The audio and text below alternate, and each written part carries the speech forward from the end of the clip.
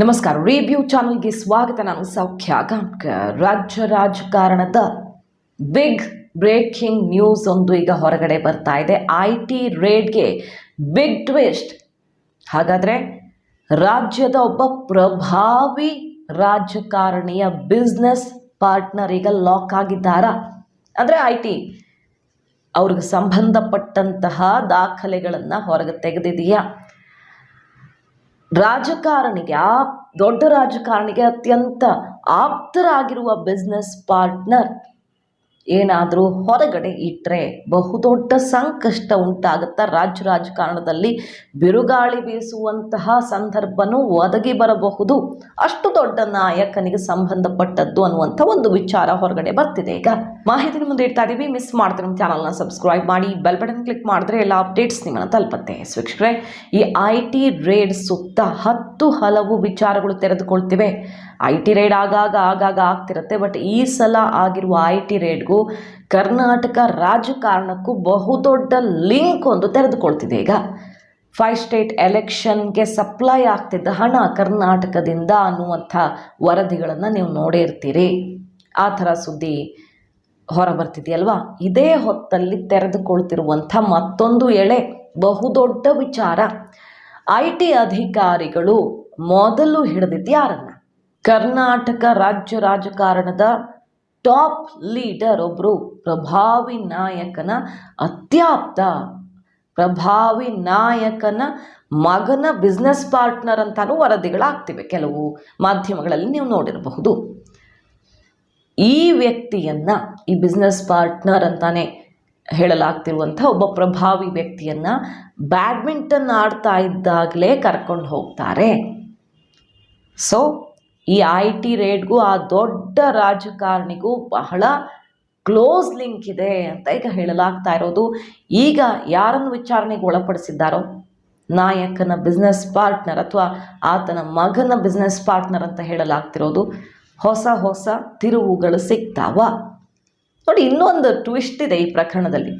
ಮೊದಲು ಕಾಂಟ್ರಾಕ್ಟರ್ ಹೇಮಂತ್ ಮನೆ ಮೇಲೂ ದಾಳಿ ಆಯಿತು. ಈಗ ಅಂಬಿಕಾಪತಿ, ಆತನ ಸಂಬಂಧಿಕರ ಮನೆಯಲ್ಲಿ ದುಡ್ಡು ಸಿಕ್ಕಿದ್ದೆಲ್ಲ ಸುದ್ದಿ ಆಗ್ತಿದೆಯಲ್ಲ, ಬೆಡ್ರೂಮು, ಮಂಚದ ಕೆಳಗೆ ಎಷ್ಟು ಇತ್ತು ದುಡ್ಡು, ಕಂತೆ ಅಂತ. ಅದಕ್ಕಿಂತ ಮುಂಚೆ ಕಾಂಟ್ರಾಕ್ಟರ್ ಹೇಮಂತ್, ಎಲ್ರಿಗೂ ಈ ಹೆಸರು ಚಿರಪರಿಚಿತ. ಯಾಕಂದರೆ ಕೆಲವು ದಿನಗಳ ಹಿಂದೆ ದೊಡ್ಡ ಹೈ ಡ್ರಾಮಾ ಆಗಿತ್ತು.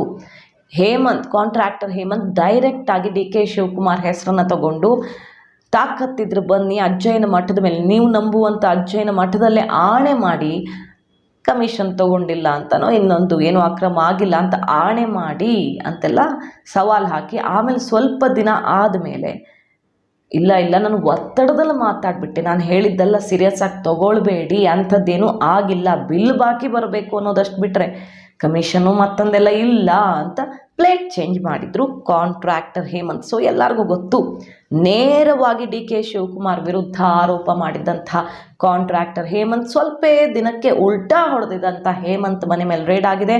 ಅಲ್ಲೂ ಸ್ವಲ್ಪ ಅಂದ್ರೇನು ಕಡಿಮೆ ಅಲ್ಲ, ಕೋಟಿಗಟ್ಟಲೆ ಹಣ ಸಿಕ್ಕಿದೆ. ಆ ಮನೆಯಿಂದ ಲಿಂಕ್ ಸಿಗುತ್ತೆ ಈ ಅಂಬಿಕಾಪತಿ ಮನೇಲಿ ಇಷ್ಟೆಲ್ಲ ದುಡ್ಡಿದೆ ಅಂತ. ಸೊ ಯಾರು DK ಶಿವಕುಮಾರ್ ವಿರುದ್ಧ ಆರೋಪ ಮಾಡಿ ಆಮೇಲೆ ಇಲ್ಲಿಲ್ಲ ಹಾಗೆಲ್ಲ ಇಲ್ಲ ಅವರು ಅಂತ ಹೇಳಿದ್ರು, ಅವ್ರ ಮನೆಯಿಂದಾನೇ ಈ ಎಲ್ಲ ದಾಳಿಯ ಲಿಂಕ್ ಸಿಕ್ಕಿದ್ದು ಅಂತಾನು ಹೇಳಲಾಗ್ತಿದೆ. ಇದು ಒಂದು ಭಾಗ. ಮತ್ತೊಂದು ಕಡೆ ದೊಡ್ಡ ನಾಯಕ, ಇದುವರೆಗೆ IT ED ಅಂತ ಬಿಸಿಯನ್ನು ಎಂದೂ ತಾಗಿಸಿಕೊಳ್ಳದಂಥ ನಾಯಕನಿಗೆ ಸಂಕಷ್ಟ ಎದುರಾಗತ್ತಾ? ಅವರ ಮಗ ಅಥವಾ ಯಾರೋ ಸಂಬಂಧಿಕರಿಗೆ ಸಂಬಂಧಪಟ್ಟಂತೆ ಬಿಸ್ನೆಸ್ ಪಾರ್ಟ್ನರ್ನ ಈಗ ವಿಚಾರಣೆಗೆ ಒಳಪಡಿಸಿದ್ದಾರೆ ಅಂತ ಹೇಳಲಾಗ್ತಿರೋದು. ಅಂತಹ ವರದಿಗಳು ಈಗ ಸಂಚಲನ ಸೃಷ್ಟಿ ಮಾಡಿದೆ. ಯಾವ ಪಕ್ಷದ ದುಡ್ಡು ಹೊರ ರಾಜ್ಯಗಳಿಗೆ ಸಾಗಾಟ ಆಗೋದಕ್ಕೆ ರೆಡಿ ಆಗಿತ್ತು, ಅದರ ಬಗ್ಗೆ ಇನ್ನೂ ಸುಳಿವಿಲ್ಲ. ಎರಡೂ ಪಕ್ಷಗಳಲ್ಲೂ ಬಣ ರಾಜಕಾರಣ ಅಂತೂ ಇದೆ. ಒಬ್ಬರ ಕಾಲು ಎಳೆಯವರು ಮತ್ತೊಬ್ಬರು ಇರ್ತಾರೆ ಅದೇ ಪಕ್ಷದಲ್ಲಿ. ಅಂಥದ್ದೇನಾದ್ರು ಆಗಿದೆಯಾ ಇಲ್ಲಿ? ಅದು ಕೂಡ ಇನ್ನು ಮುಂದಿನ ದಿನಗಳಲ್ಲಿ ತೆರೆದುಕೊಳ್ಳಬಹುದು. ಒಟ್ಟಿನಲ್ಲಿ ಈ ಸಲ ಆಗಿರುವಂಥ IT ರೇಡ್ ಕರ್ನಾಟಕ ರಾಜಕಾರಣಕ್ಕೆ ಬಿಗ್ ಟ್ವಿಸ್ಟ್ ಕೊಡುವ ಲಕ್ಷಣ ಕಂಡು ಬರ್ತಾ ಇದೆ. ದೊಡ್ಡ ನಾಯಕನಿಗೆ ಸಂಕಷ್ಟವನ್ನು ತಂದಿಡುತ್ತಾ ಗೊತ್ತಿಲ್ಲ. BJPಯವರು ಇದು ಕಾಂಗ್ರೆಸ್ನವ್ರದ್ದೇ ಅಂತ ಹೇಳ್ತಿದ್ದಾರೆ. ಅದರ ಬಗ್ಗೆ ಇನ್ನೂ ಯಾವುದೇ ಸ್ಪಷ್ಟತೆ IT ಕಡೆಯಿಂದಂತೂ ಸಿಕ್ಕಿಲ್ಲ. ಸಿಕ್ಕಾಗ ಗೊತ್ತಾಗಬೇಕು. ಬೇರೆ ರಾಜ್ಯದ ಚುನಾವಣೆಗಳಿಗೆ ಇಲ್ಲಿಂದ ಹೋಗ್ತಾ ಇದ್ದ ದುಡ್ಡು ATM ಸರ್ಕಾರ ಕಳಿಸ್ಕೊಡ್ತಿದ್ದ ದುಡ್ಡು ಅಂತ BJP ಅವರು ಆರೋಪ ಮಾಡ್ತಿದ್ದಾರೆ. ಕಾದ್ ನೋಡೋಣ ಕಾಂಗ್ರೆಸ್ ಇದಕ್ಕೆ ಹೇಗೆ ಕೌಂಟರ್ ಕೊಡುತ್ತೆ ಮತ್ತು ಈ IT ರೇಡ್ನ ಬಹುದೊಡ್ಡ ರಹಸ್ಯ ತೆರೆದುಕೊಳ್ಳುತ್ತಾ ಸಂಕಷ್ಟವನ್ನು ತಂದಿಡಲಿದೆಯಾ ಅನ್ನೋದನ್ನು. ಮಾಹಿತಿ ನಿಮ್ಗೆ ಇಷ್ಟ ಆಗಿದ್ರೆ ಮಿಸ್ ಮಾಡಿದ್ರೆ ನಮ್ಮ ಚಾನಲ್ನ ಸಬ್ಸ್ಕ್ರೈಬ್ ಮಾಡಿ, ಹಾಗೆ ನಿಮ್ಮ ಅಭಿಪ್ರಾಯ ಕಮೆಂಟ್ ಮಾಡಿ ತಿಳಿಸಿ. Thank you.